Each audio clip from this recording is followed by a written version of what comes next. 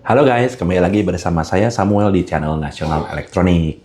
Jadi untuk melanjutkan konten edukasi, hari ini kita mau bahas soal material pemasangan AC dan proses vakum, ya guys ya. Jadi kalau kita mau pasang AC split terutama ya, kita tuh butuhnya materialnya apa aja sih, gitu ya. Jadi kan yang pertama ada pipa AC, pipa freon, ya. Ada kabel listrik, ada fleksibel pembuangan air, ada bracket, ya kan, ada isolasi, biasa duct tape gitu ya, maksudnya ya.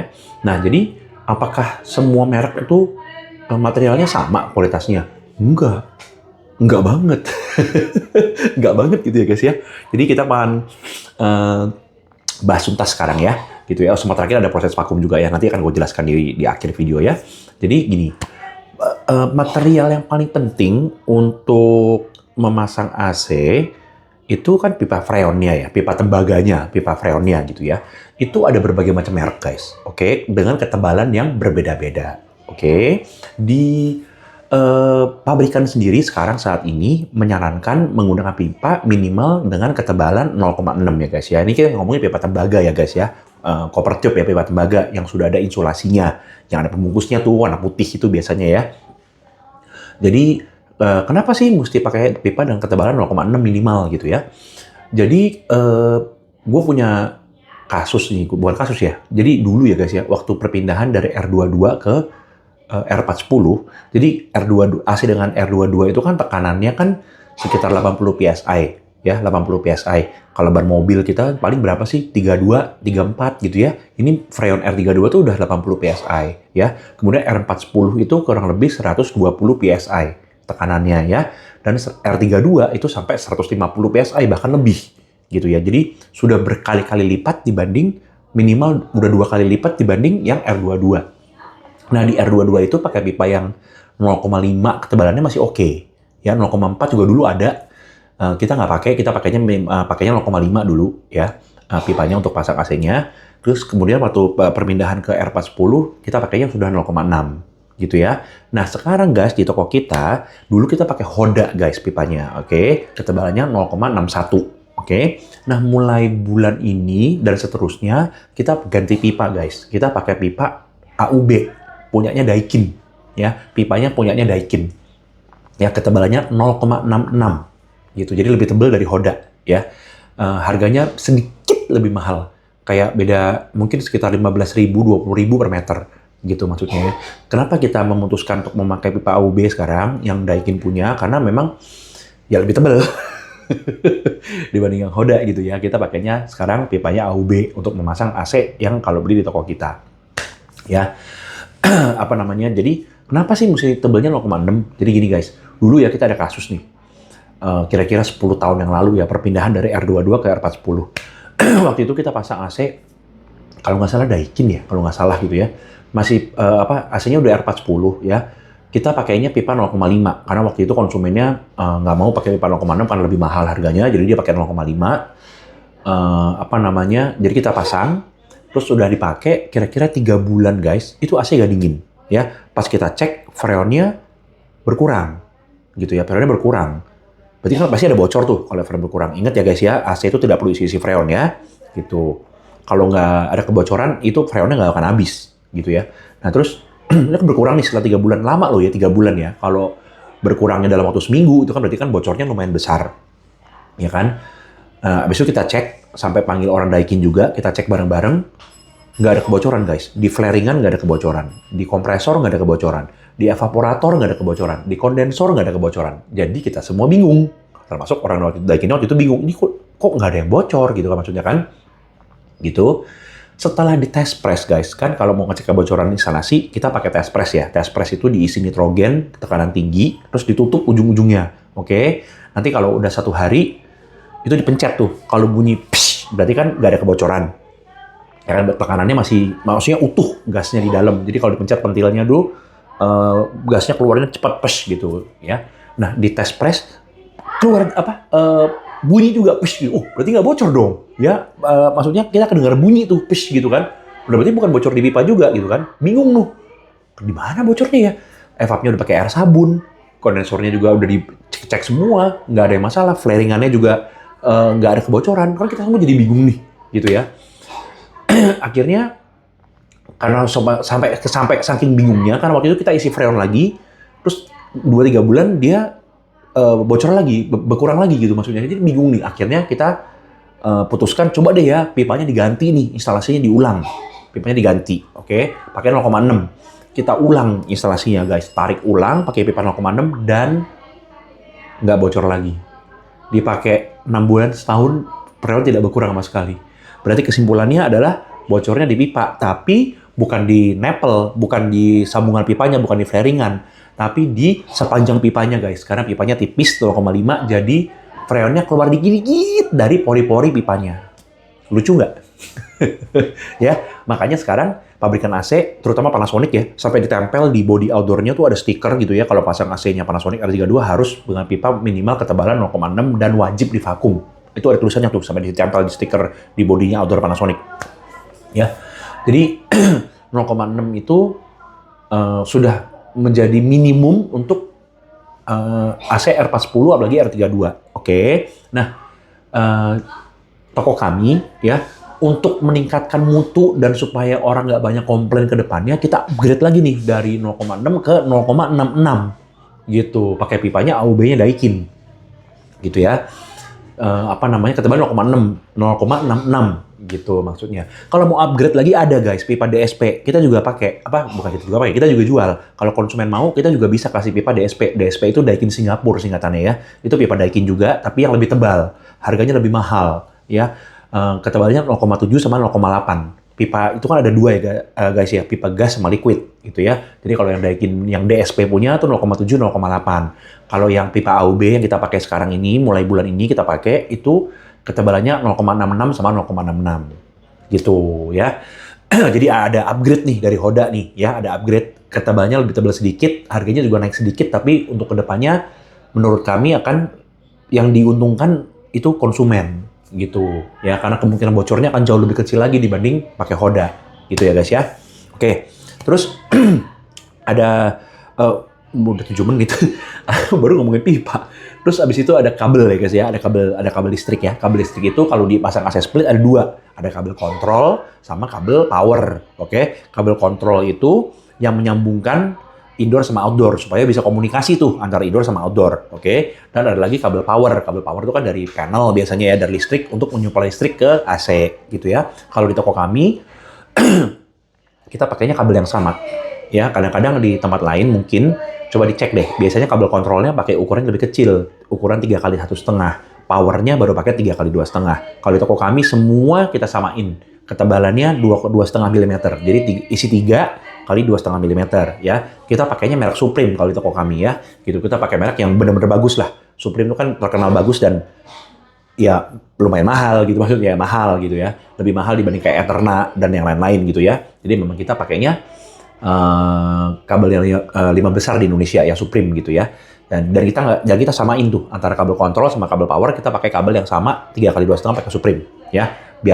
Biar aman sampai bertahun-tahun ke depan, biar aman gitu ya. Kemudian ada lagi fleksibel. Fleksibel itu pembuangan air guys ya. Karena biasanya kan pembuangan air AC itu kan pakai paralon ya. Paralonnya itu kan ditanam di dalam tembok. Nanti kan disambungin tuh pakai fleksibel gitu, disambungin ke paralon dari AC-nya gitu ya.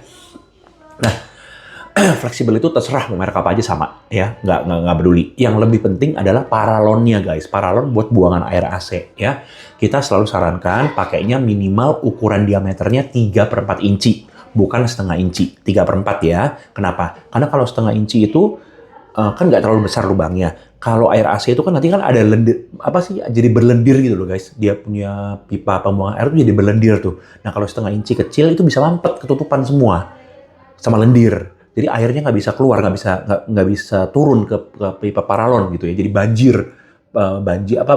penuh dan banjir tuh, bisa netes air AC-nya. Kalau pakai 3/4, walaupun ujung samping-sampingnya itu ketutupan lendir, tapi tengah-tengahnya kan mungkin ada bolongnya sedikit, jadi air masih bisa keluar. Walaupun ada kemungkinan tetap bocor sih, ya tetap ketutupan semua juga bisa di 3/4. Cuman kan kemungkinannya lebih kecil dibanding pakai yang setengah inci. Ya biasanya pipa bawaan dari developer, pipa paralon bawaan developer, atau misalnya kalau bangun rumah pakai kontraktor yang nggak specified kita sebagai ownernya minta untuk pakai pipa paralon 3/4, biasanya mereka pakainya setengah inci karena lebih murah harganya, terutama kalau borongan gitu ya. Jadi diingatkan aja nih ke kontraktornya kalau buangan air AC-nya minta ditanemin pakai ukuran minimal 3/4 inci. 1 inci lebih bagus, tapi minimal 3/4. Intinya begitu ya, kalau merek nggak ada masalah. Pakai merek apa aja sama, kualitas paralonnya sama. Yang penting diameternya ya, minimal 3/4 inci. Oke, terus ada lagi bracket. Oke, bracket itu kalau kami pakainya 2 merek ya, merek Hoda atau Dado gitu ya. Jadi kita pakainya Dado tuh bracket yang mungkin paling mahal di Indonesia guys, gitu ya maksudnya ya. Yang Hoda juga nggak murah gitu ya.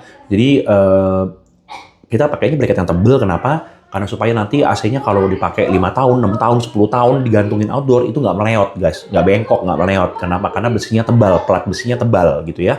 Tentu saja kalau plat besinya tebal, harganya makin mahal gitu loh. Makanya kita juga nggak mau pakai yang murah-murah ya gitu loh. Kita nggak mau pakai yang murah-murah. Bukan supaya kita untung banyak, enggak. Jual yang murah juga sebenarnya lebih untung dibanding jual yang Dado Hoda guys. Gitu. Ya cuman karena kita tuh care sama customer kita gitu ya. Kita peduli sama customer kita, jangan sampai masang AC itu nggak puas dan nggak AC-nya nggak tahan lama gitu loh guys ya. Jadi kita pakai bracket Dado itu tebel. Jadi kalau AC-nya terutama yang gede-gede ya 2 PK, 2,5 PK itu kan outdoornya besar dan sangat berat. Pakai yang Dado segala 10 tahun, 15 tahun juga nggak bakal meleot guys gitu. Karena sudah ada buktinya ya gitu. Yang dipakai 15 tahun gitu masih kokoh, berkarat tapi masih kokoh, nggak bengkok, nggak miring gitu ya, nggak meleot gitu. Ya, berkarat sih berkarat, namanya besi pasti berkarat ya guys ya. Gitu, oke. Terus ada lagi juga duct tape. Duct tape itu kan isolasi tuh. Ya kan, isolasi. Perlu diisolasi nggak? Perlu. Perlu diisolasi full nggak?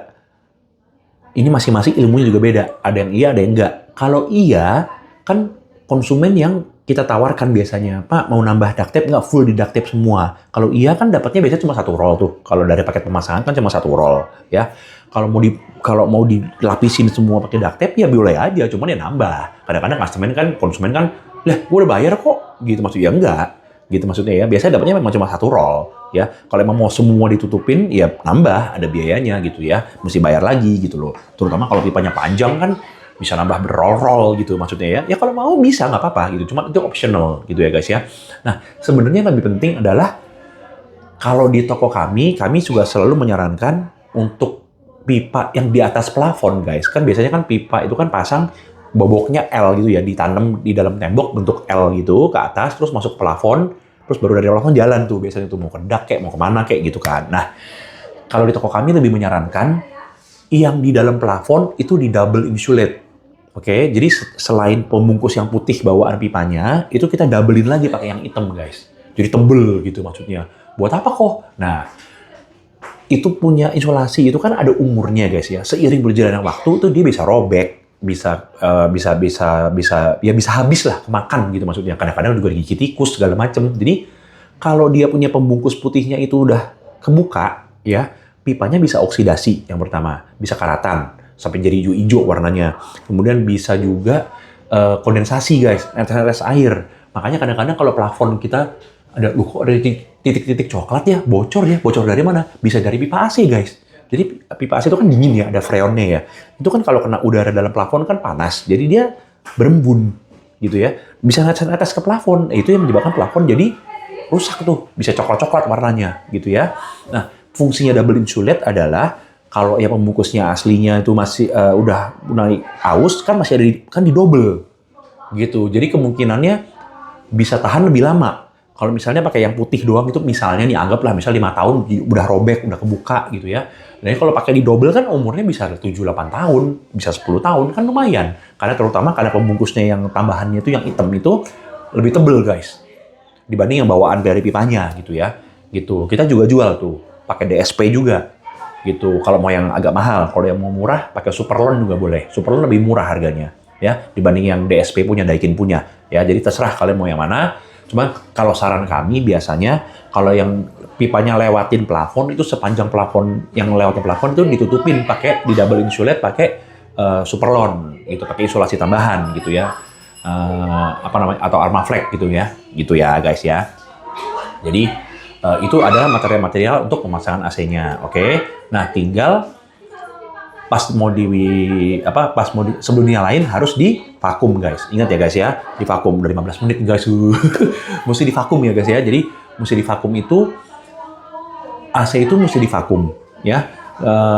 Nggak bisa cuman dibuang doang gitu dikit freonnya gitu ya. Itu bukan vakum guys ya. Kalau teknisi kalian pasang AC terus teknisi bilang oh sama aja ini udah dibuang sedikit gitu maksudnya ya, freonnya dibuang sedikit gitu ya, itu bukan divakum guys, itu namanya purging ya, itu namanya purging. Itu nggak bener guys. Kenapa? Karena udah freon bawaannya jadi berkurang karena dibuang sedikit sama dia, freon bawaan dari AC-nya dibuang. Yang pertama, yang kedua adalah itu tetap nggak bersih guys. Kalau vakum itu beda, karena vakum itu menghilangkan benar-benar semua uap air dan debu-debu yang nggak kelihatan mata bahkan pakai alat vakum gitu. Makanya AC itu wajib divakum. Fungsinya apa? Supaya oli AC itu kan ada olinya juga yang muter ya guys ya, ada oli yang muter. Terutama AC inverter guys. AC inverter itu olinya oli sintetis, bukan oli mineral. Oli sintetis itu lebih rentan terhadap uap air, kotoran gitu ya. Jadi kalau kecampur sama uap air sama kotoran, nanti AC-nya jadi nggak awet, dinginnya nggak bisa maksimal. Jadi fungsinya vakum itu adalah supaya olinya benar-benar bersih, nggak kecampur sama uap air sama kotoran-kotoran yang nggak kelihatan. Gitu. Nah, jadi vakum itu sangat penting, guys. Wajib divakum. Dan vakumnya nggak boleh sebentar. Gitu. Karena kebanyakan oknum-oknum teknisi semua kan vakumnya vakum sebat, guys. Ya. Jadi dicolok, mesin vakum dinyalain, dia ngerokok sebatang, habis ceprok, dimatiin tuh alat vakum. Males nunggunya lagi. Gitu ya. Jadi vakum sebat itu nggak boleh terjadi, guys ya. Nggak boleh dilakukan ya, guys ya. Gitu. Jadi tentu saja kalau alat vakum juga macam-macam ya guys ya. Dia ada minimal pakai manifold. Kalau kita pakai manifold ya, harus di bawah 0 guys. Harus di bawah 0. Jadi biasanya sampai minus 30 mmHg. Jadi manifold ada angka 0, dia sampai di bawahnya tuh kalau mau vakum. Ya, jadi waktunya nggak ada yang tahu. Waktunya berdasarkan manifold. Gitu. Kalau manifoldnya udah di bawah 0, oke, sudah cukup. Gitu. Jadi ya udah ambil dari manifold aja minimum sampai minus 30 mmHg. Gitu aja. Ya, yang standar gitu ya. Jadi vakum itu sangat penting. Memang alat vakum sendiri pun ada PK-PK-nya guys. Ada 1/4 PK, setengah PK, 1 PK gitu ya. Dan harganya ada jubile lompatnya. 1/4 PK sama 1 PK bedanya kayak 5 kali lipat gitu, lebih mahal gitu ya. Makanya kadang-kadang orang teknisi-teknisi kadang-kadang memang nggak punya alat vakum gitu ya. Kalau nggak punya alat vakum, mendingan jangan dipasang sama dia deh guys. Ya, gua nggak ada masalah sama teknisi tersebut ya. Kalau emang nggak punya alat vakum, cuman bukan mendingan sih, emang wajib divakum guys ya. Pasang AC itu wajib divakum. Mau inverter nggak, inverter tetap harus wajib divakum. Jelas ya? Oke ya. Jadi udah mau 20 menit. Intinya adalah semoga kalian sudah bisa mengerti materi-materi pemasangan AC itu apa aja. Kalau di kita di pipa pakainya AUB untuk yang standar ya 0,66. Kalau mau yang premium kita pakai DSP, Daikin punya, Daikin Singapura. Ya, ketebalan 0,7, 0,8. Kemudian kabel kita pakai Supreme, bracket kita pakai Hoda, gitu ya. Jadi semua sudah yang terbaik, guys. Gitu, semua sudah yang terbaik. Ya, di harga yang bisa kita tawarkan. Oke? Jelas ya? Jadi kalau mau pasang AC juga, jangan sampai ditipu sama oknum-oknum teknisi yang tidak bertanggung jawab, gitu guys. Hati-hati, guys ya. Gitu, oke? Semoga sudah jelas ya. Kalau masih ada yang kurang jelas, ditanya aja di kolom komennya. Jangan lupa di like, comment, subscribe ya guys ya. Dibaca juga deskripsi, ada toko kita, ada WA-nya dan segala macam. Kalau mau beli AC bisa langsung kontak ya. Sampai ketemu di video-video selanjutnya, oke? Bye-bye.